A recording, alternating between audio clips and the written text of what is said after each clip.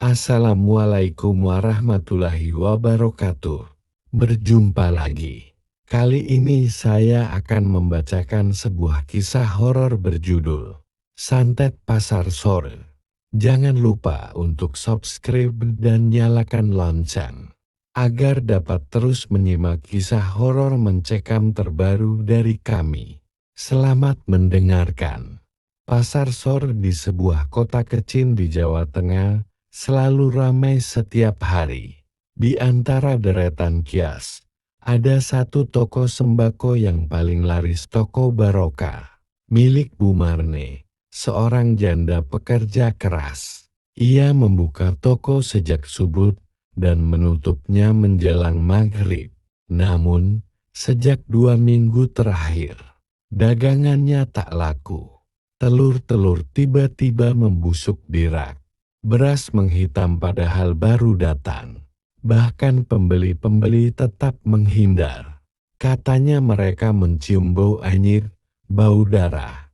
Setiap kali melewati tokonya, Bu Marni bingung, takut, dan mulai merasa ada yang tidak beres.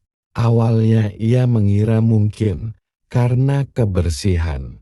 Tapi setelah membersihkan total, membakar kemenyan, dan mengganti rak-rak, hal-hal aneh justru semakin parah. Seekor kucing hitam tiba-tiba mati di depan pintu tokonya, mulutnya berbuih. Seorang anak kecil kerasukan usai jajan di tokonya, berteriak-teriak, darah. Darahnya di tangan Bu Marni. Malam hari, dari rak telur terdengar suara tawa cekikikan, pelan tapi dingin. Bu Marni mulai bermimpi buruk setiap malam.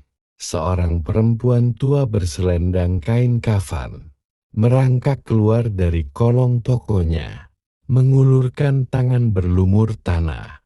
Ternyata santet ini dikirim oleh seseorang yang iri, pemilik toko sembako murah jaya. Hanya 2 kios dari Bu Marni, namanya Pak Darma. Pak Darma diam-diam memelihara pesugihan. Ia mempersembahkan sesajen di kamar belakang tokonya setiap malam Jumat Kliwon, lengkap dengan darah ayam cemani. Ia merasa kesal karena toko Barokah selalu lebih ramai dan dipercaya pembeli. Santetnya tidak hanya untuk merusak usaha, tapi juga untuk membuat Bu Marni gila perlahan. Ustaz Samad menyusun rencana pembersihan gaib selama 7 malam berturut-turut. Ia menginapkan Bu Marni di rumahnya dan melakukan pengobatan spiritual. Malam pertama, biasa saja. Malam kedua, tokonya dilempari batu meski tidak ada siapa-siapa.